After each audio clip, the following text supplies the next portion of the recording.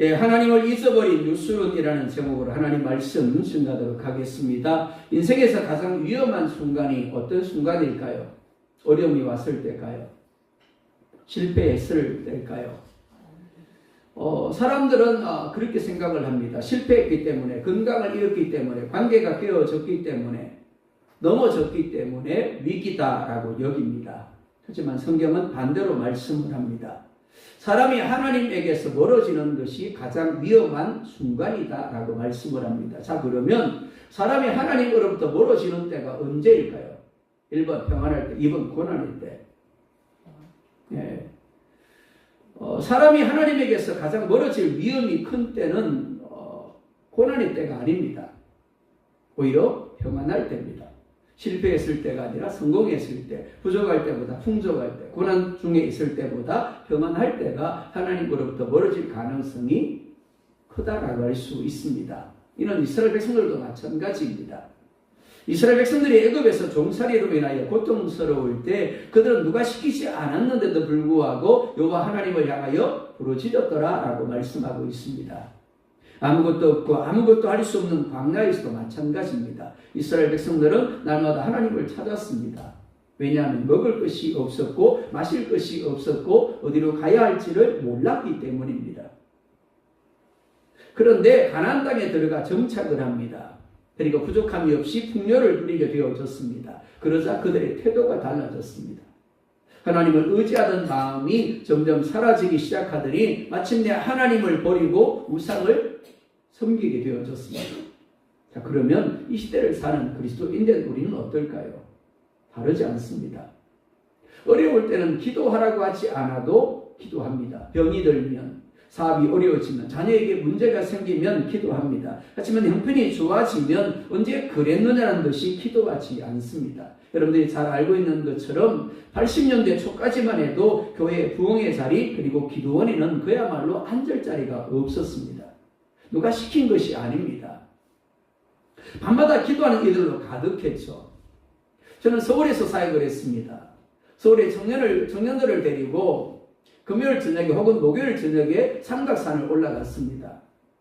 삼각산에 올라가면 앉을 자리마다 수많은 사람들이 앉아 있습니다. 그리고 부르짖어 기도합니다. 얼마나 많았던지 그 부르짖는 이들의 소리로 말미암아 밤잠을 못 자겠다고 삼각산의 밑에 있는 사람들이 바리케이트를 치고 사람들을 못 올라가게 할 정도였습니다. 그런데 지금은 아닙니다. 이것이 죄성을 가진 인간의 실상입니다. 오늘 말씀은 풍요 속에서 하나님을 잊어버린 이스라엘의 모습을 보여줍니다. 하지만 이스라엘만의 모습은 아닙니다. 우리의 모습이기도 합니다. 오늘 말씀을 통해 우리의 믿음이 필요에 반응하는 믿음인지 아니면 하나님과의 관계에 반응하는 믿음인지를 돌아보고 점검하는 시간이 될 수 있기를 원합니다. 자, 첫 번째 같이 읽습니다. 시작. 아멘. 기름지고 윤택할수록 하나님을 더 붙들어야 합니다. 15절 같이 봅니다. 시작.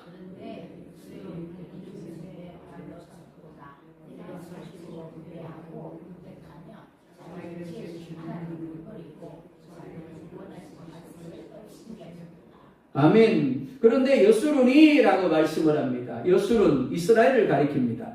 하나님이 이스라엘을 이스라엘이라 부르지 아니하고 여수론이라고 부르고 있습니다. 여수론이라는 말, 정직한 자, 바른 자, 그리고 사랑하는 자라는 의미입니다. 마치 부모가 자녀를 향하여 애정을 가지고 아무개야 하는 애칭이라고 할 수 있습니다. 그런데 그런 여순이 어떻게 했다고요? 자신들을 지으신 하나님을 버리고 자신들을 구원하신 하나님을 없인 여겼다라고 말씀을 합니다. 송아지 때는 안 그랬는데 자랍니다. 살이 찝니다. 힘이 생겼습니다. 그러다 어떻게 한다고요? 주인을 깃발로 차버리는 거죠. 하나님이 주신 복을 통해서 평안하고 잘 되자 하나님을 향하여 발길질하기 시작했다라는 겁니다. 이것이 인간의 죄성입니다. 이스라엘은 애굽에 있을 때 하나님을 찾았습니다. 하나님을 향하여 부르짖었습니다. 홍해 앞에서도 광야에서도 하나님을 찾았습니다. 왜냐하면 하나님 외에는 소망이 없었기 때문입니다. 하지만 가나안에 정착한 후에는 달라졌습니다. 집이 생겼습니다. 포도원이 생겼습니다. 양과 소가 늘어나고 먹을 것이 풍성해졌습니다. 전쟁이 끝나고 평안해졌습니다. 그러자 하나님을 향한 간절함이 사라지기 시작을 했습니다. 우리도 마찬가지입니다. 문제가 있으면, 가난과 부족이 있으면, 건강을 잃으면 하나님의 이름을 부릅니다. 하나님을 찾습니다. 기도하죠. 하지만 형편이 좋아지면 기도가 줄어듭니다. 예배도 대충 드립니다. 말씀에 대한 사모함도 식어집니다. 하나님을 버리겠다고 선언한 것이 아닙니다. 여전히 예배합니다. 여전히 종교 행위를 하고 있습니다. 하지만 실제 삶에서는 하나님 없이 살아가는 겁니다. 이것이 하나님을 버리는 것입니다. 시편 23편에서 다윗은 여호와가 나의 목자심으로 내게 부족함이 없으리로다 라고 고백을 합니다. 다윗은 자기 자신을 양이라고 고백을 합니다. 그리고 하나님의 자신의 목자라고 고백을 하죠. 여러분, 양은 시력이 정말 안 좋다라고 합니다.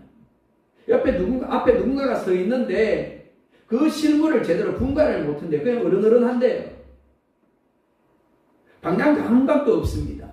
그리고 힘도 없습니다. 그러니까 스스로 보호할 능력도 없는 겁니다.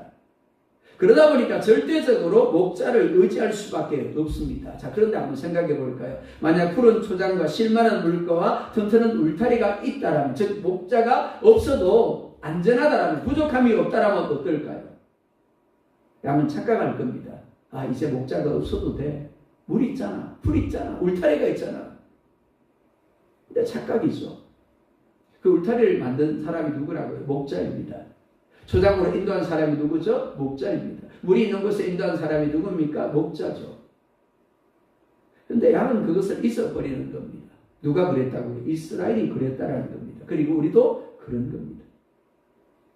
잠언 30장 8절과 9절을 보면 아굴이 놀라운 기도를 하고 있습니다. 함께 볼까요? 시작. 꼭 읽으라고 안 읽으시는 분이 계세요. 다시 시작. 여러분들 이렇게 기도할 수 있겠습니까? 하나님, 나 부자 싫습니다. 그리고 가난한 것도 싫습니다. 적당하게 복을 주세요. 하나님이 막 복을 부어주시는데 하나님 그만요, 부담스러워요, 그만 부어주세요, 그러실 겁니까? 아, 더 넣어요 그러실 겁니까? 자, 아굴이 왜 이렇게 기도했을까요? 가난하게도 마옵시고 부하게도 마옵소서. 왜 그렇게 기도했다고요? 자, 이어지는 말씀이 이렇게 말씀을 합니다. 시작. 아멘. 그렇습니다.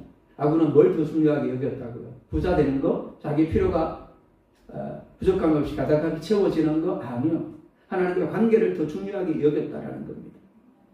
배부르고 풍요하게 되어서 부족함이 없게 되면 위험하다고 느낀 겁니다. 그래서 어떻게 했다고? 스톱 스위치를 눌렀다는 겁니다. 스톱! 하나님 그만요. 더 주시면 안 될 것 같아요. 제가 위험해질 것 같아요. 사실 대부분의 사람들은 이렇게 기도하지 않죠. 부자 되게 해주세요. 더 넘치도록 부어주세요. 하나님이 줘도 부족하다 그럽니다. 그렇죠? 더 주세요라고 이야기를 하죠. 배부르게 해달라고, 풍요하게 해달라고, 부자가 되게 해달라고 기도합니다. 하지만 아굴은 그로 인하여 영적으로 나태해지고 게을러지고 교만해질까 두려워한 겁니다. 그래서 하나님, 나 가난하게도 마옵시고 부하게도 하지 마십시오라고 기도한 겁니다. 아브라함은 부자였습니다. 욥도 부자였습니다. 그리고 다윗도 부자였죠. 하지만 그들은 부자였기 때문에 하나님을 멀리한 것이 아니라 부자였음에도 불구하고 하나님을 전적으로 의지했습니다.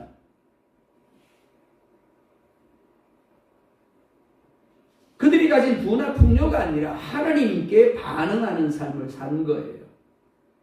그들의 믿음이 하나님 앞에서 인정받을 수 있었던 이유가 여기 있습니다. 사단이 하루아침에 욥이 가졌던 모든 것들을 어떻게 해요? 다 빼앗아가 버리죠. 재산을 다 빼앗아가 버립니다. 종들을 다 빼앗아가 버립니다. 심지어 7 아들과 딸 셋을 빼앗아가 버립니다. 그런데도 욥은 하나님 앞에 범죄하지 아니했죠. 왜요? 그가 목적한 것은 그러한 것들이 아니라 하나님이었기 때문에. 아브라함도 다윗도 마찬가지입니다.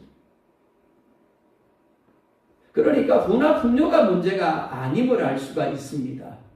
그것 때문에 하나님을 멀리하고 그것 때문에 게을러지고 그것 때문에 하나님을 잊어버리는 것이 문제인 겁니다. 예배를 멀리합니다. 기도의 자리를 피합니다. 하나님을 향한 열정과 감사가 그리고 감격이 식어지는 것이 문제인 겁니다.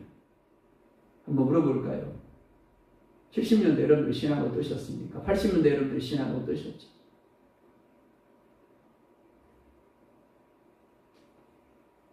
우리 자신을 한번 돌아보았으면 좋겠습니다. 여러분 하나님을 사랑하고 있습니까? 아니면 하나님이 주시는 복을 사랑하고 있습니까? 여호와가 유일하신 하나님이기 때문에 예배하고 있습니까? 아니면 복받기 위해서 예배하고 있습니까? 참 믿음은 필요 때문에 하나님을 찾는 믿음이 아닙니다. 하나님이 하나님이시기 때문에 사랑하고 예배하는 믿음인 겁니다. 그런 사람은 어떻다고요? 풍요가 부가 문제가 되지 않는 거죠. 풍요나 부가 목적이 아니라 하나님이 목적이기 때문에 하나님과의 관계가 목적이기 때문에 그럼에도 불구하고 아브라함처럼 다윗처럼 욥처럼 예배 자리에 머무는 거죠. 기도의 자리에 머무는 겁니다. 자, 두 번째 있습니다. 시작. 그렇습니다. 하나님을 잊으면 반드시 우상이 들어옵니다. 16절에서 18절입니다. 시작. 그들이 다른 신으로 그의 질투를 일으키며 가증한 것으로 그의 진노를 격발하였도다. 그들은 하나님께 제사하지 아니하고 귀신들에게 하였으니 곧 그들이 알지 못하는 신들 근래 들어온 새로운 신들 너희의 조상들이 두려워하지 아니한 것들이로다.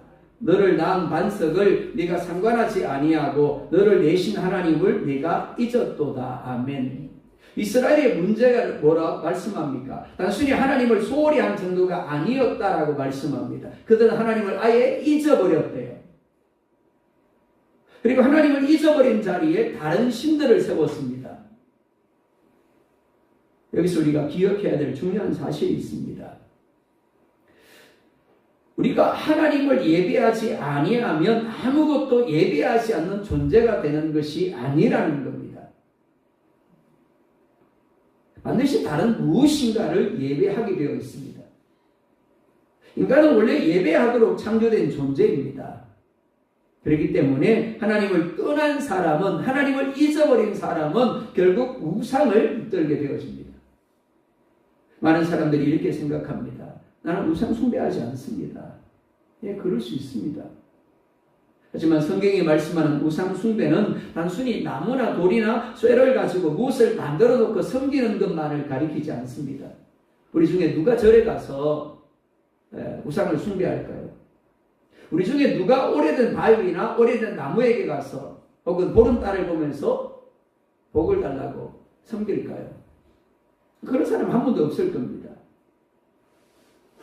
하나님보다 더 사랑하는 것, 하나님이 계셔야 될 자리에 다른 것이 있는 것, 내가 가장 의지하는 것, 내가 가장 두려워하는 것이 우상 숭배인 겁니다. 그것이 돈일 수 있습니다. 그것이 건강일 수 있습니다. 그리고 자녀일 수 있고 명예일 수 있고 성공일 수 있습니다. 그리고 자기 자신일 수도 있는 거예요.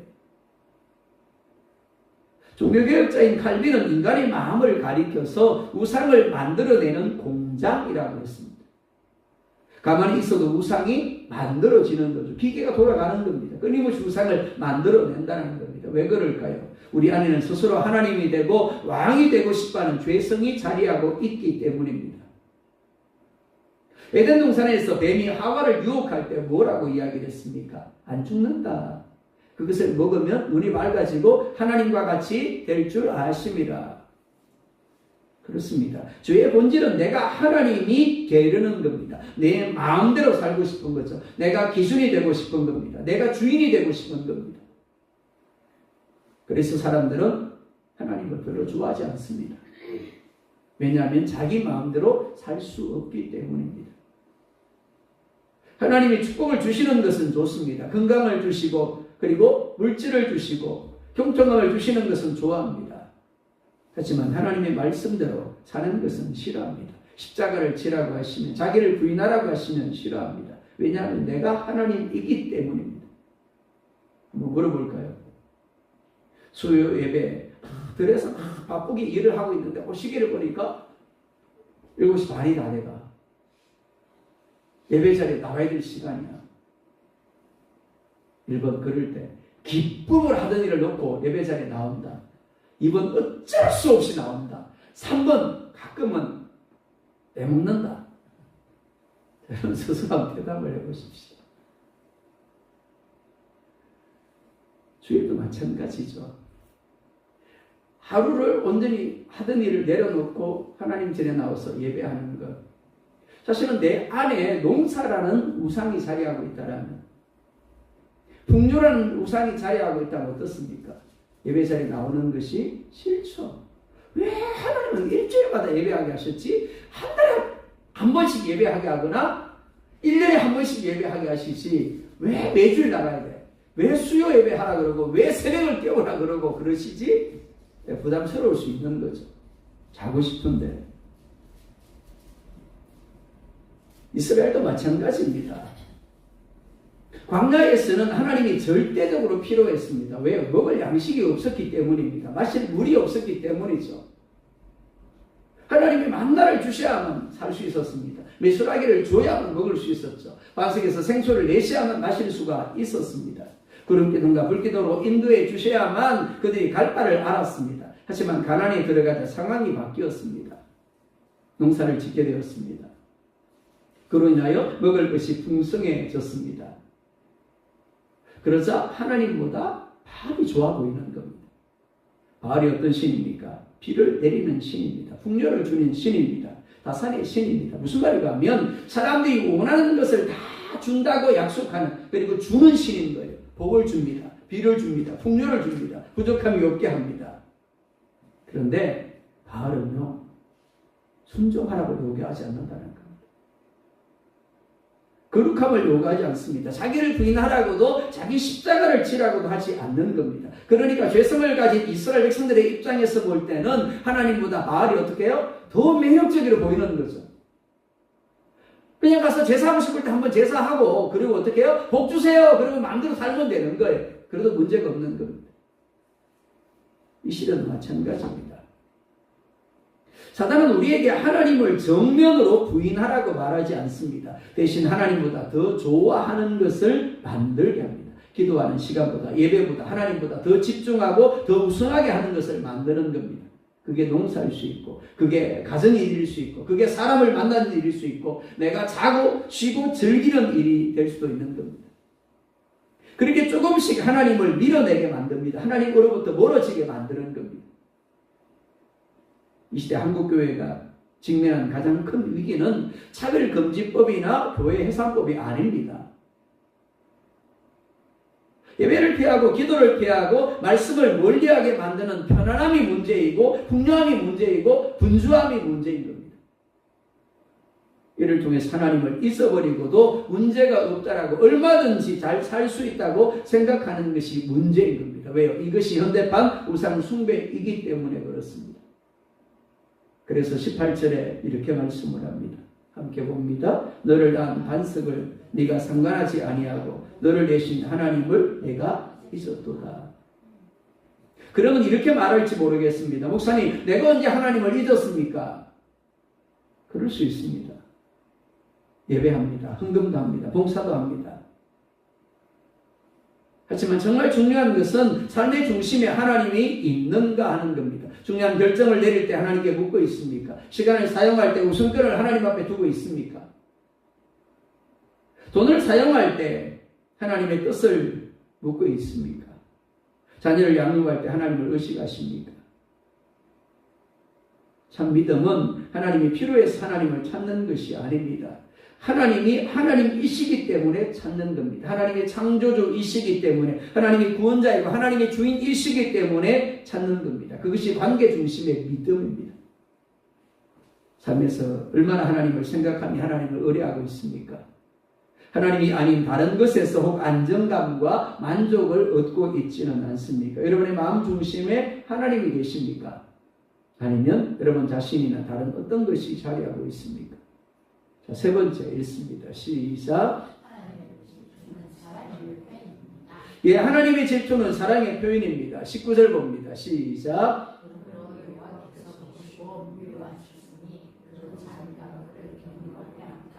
아멘. 여호와께서 보시고 미워하셨다라고 말씀을 합니다. 이 말 문자적으로 미워하셨다라는 의미 아닙니다.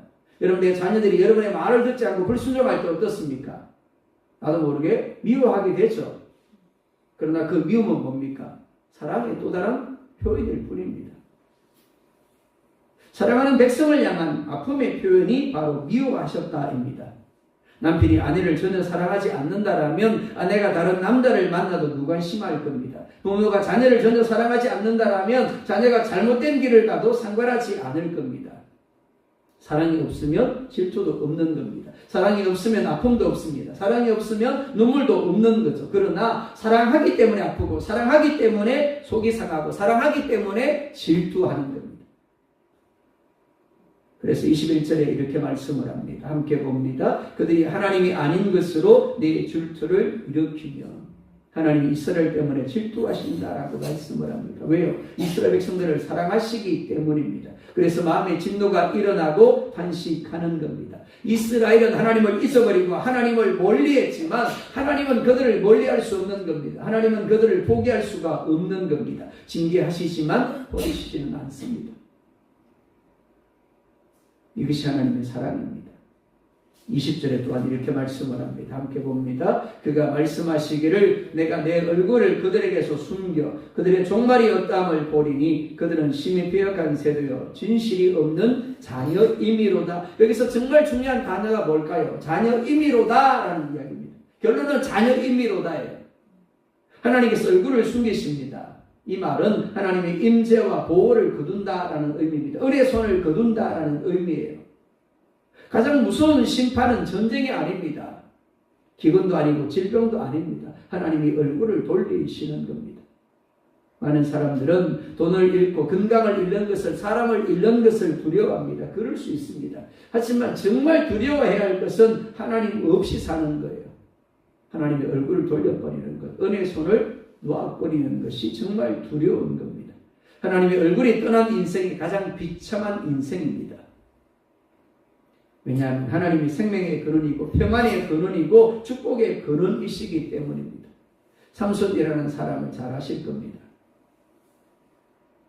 그는 사사로운 생을 입었습니다. 엄마의 뱃속에 있을 때부터 나실인으로 구별된 사람이었습니다.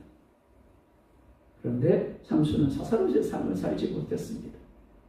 나실인으로서 구별된 삶을 살지 못했습니다. 베리 기생 들릴라의 미혹에 빠져서 머리카락이 잘려지게 됩니다. 자신이 어떤 존재인지, 자신에게 어떤 사명이 있는지를 망각해버린 겁니다. 그리고 어떻게 됩니까? 하나님의 영이 떠나버립니다. 네, 더 무서운 말씀이 있습니다. 사사기 16장 20절에 이렇게 말씀을 합니다. 함께 볼까요? 들릴라가 이르되 삼손이여 블레셋 사람이 당신에게 들이닥쳤느니라 하니 삼손이 잠을 깨며 이르기를 내가 전과 같이 나가서 몸을 떨치리라 하였으나 여호와께서 이미 자기를 떠나신 줄을 깨닫지 못하였더라. 하나님이 삼손에게서 손을 털어버리셨습니다. 떠나셨습니다. 근데 문제가 뭐라고요? 하나님이 떠났는데도 불구하고 하나님이 자기를 떠나신 줄을 깨닫지 못하였다라는 겁니다. 얼마나 무서운 말씀입니까? 하나님이 떠나셨는데 하나님의 능력이 사라졌는데도 모르는 겁니다. 은혜가 끊어졌는데도 모르는 겁니다. 이 시대를 사는 우리도 다르지 않습니다. 사랑하는 여러분, 하나님 없이도 얼마든지 교회 생활할 수 있습니다. 하나님 없이도 직분은 얼마든지 감당할 수 있습니다. 하나님 없이도 얼마든지 예배당에 나와서 앉아 있을 수 있습니다. 똑같이 찬송하고 똑같이 기도합니다. 똑같이 아멘할 수도 있습니다. 하지만 하나님 없는 인생은 결국 무너질 수밖에 없습니다. 그렇기 때문에 우리는 끊임없이 하나님을 붙들어야 합니다. 21절에 이렇게 말씀을 합니다. 함께 볼까요? 나도 백성이 아닌 자로 그들에게 시기가 나게 하며 리스건 민족으로 그들의 분노를 일으키리로다. 이 말씀은 훗날 이방인의 구원을 예언하는 말씀입니다. 이스라엘이 하나님을 버리자 하나님은 복음을 이방인들에게 보내십니다. 그 결과 이방인들이 구원함을 받게 됩니다. 사도 바울은 로마서 10장과 11장에서 이 말씀을 인용하고 있습니다. 하나님의 구원계획이 얼마나 놀라운가를 보여주는 말씀입니다. 이스라엘의 실패조차도 하나님은 구원의 역사로 사용하신 겁니다. 이스라엘의 불순종조차도 복음의 확장의 도구로 사용하신 겁니다. 하지만 이는 동시에 경고입니다. 예수님이 제자들을 보내십니다. 2명씩 짝을 지어서 보내세요. 그러면서 이렇게 말씀을 합니다. 어느 가정에 들어가든지 그 가정을 위하여 평안을 빌어라. 참 좋은 거죠, 그죠? 여러분들 어느 가게에 들어가든지 어느 식당에 들어가든지 먼저 그 장소를 축복하시기 바랍니다. 자, 그런데 주님이 이렇게 말씀하세요. 너희가 그 빈평안에 합당한 사람이 그곳에 있으면 그들에게 임할 것이고 그렇지 아니하면 너희에게로 돌아오리라. 자, 이 말씀을 여러분 잘 분별하셔야 됩니다. 내가 축복을 선포했는데 그 축복이 합당하면 그 사람에게 누려지고요. 그렇지 않으면 내게 돌아온다는 겁니다. 자, 반대로 내가 저주를 선포했단 말이에요. 근데 그 저주가 그 사람에게 합당하지 않아요. 그럼 누구에게 돌아와요? 그렇죠. 나에게 돌아오는 거죠. 그렇기 때문에 화날 때도 축복하십시오. 이 하나님의 축복을 받을 놈아. 네. 대놓고 내가 서로 SNS를 하지 말고 그건 속을 하시고요. 이 축복하는 거는 대놓고 하셔도 됩니다. 이 축복받을 인간아, 하나님 넘치도록 보내주실 인간아, 그러세요. 화날 때. 그럼 어떻게 해요? 내 남편에게, 내 자식들에게, 내 이웃들에게 누군가에게 합당하지 않으면 누구에게 돌아와요? 나한테 돌아오는 겁니다. 손해볼 거 아니잖아요. 그죠? 그렇게 하시기 바랍니다. 자, 마찬가지입니다. 자, 하나님은 우리의 자리를 대신할 사람을 얼마든지 세우실 수 있습니다. 무슨 말을 하면, 자, 이런 겁니다. 우리가 기도했습니다. 기도해가지고 하나님이 천사의 손에 응답을 돌려가지고 갔는데, 기도하다 말아버렸어. 축복을 하나님이 주시려고 천사의 손에 받아가지고 가. 저 아포게 아무개한테 가 했단 말이에요. 그래 집 앞에 갔는데 기도를 멈춰버리고는 이렇게 이야기를 합니다. 하나님이 기도 응답하지 않네? 천사를 들고 가서 어떻게 할 바를 모르는 거야. 근데 옆집에 있는 아포게 아무개 집사를 보니까 어떻더라고요. 그 사람에게 어울리는 복이야. 그럼 누구한테 간다고요? 그 사람한테 간다. 우리가 기도하지 아니하면 다른 사람을 통해서 하나님이 기도하게 하십니다.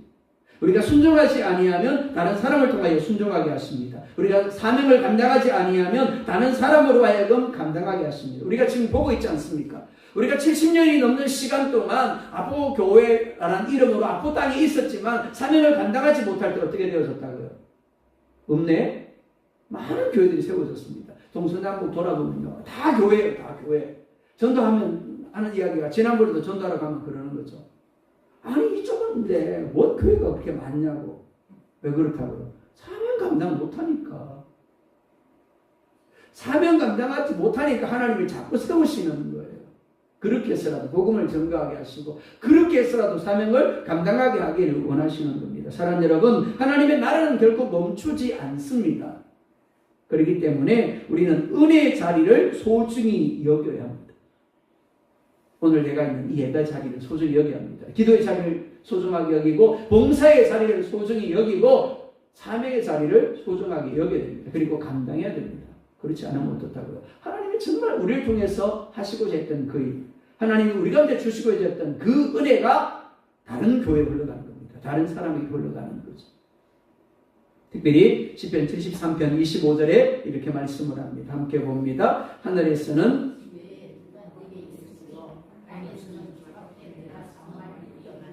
아멘. 주밖에 내가 사모할이 없나이다. 우리가 잘 아는 시시행 중에 주님 한 분만으로 나는 만족해. 그럼 주님 한 분만으로 만족하십니까? 주밖에 내가 사모할 리가 없습니다. 이것이 참 믿음입니다. 하나님이 주시는 것 때문이 아니라 하나님이 유일한 하나님이시기 때문에 사랑하는 겁니다. 사랑하는 여러분, 하나님의 손보다 하나님의 얼굴을 더 구하고 있습니까?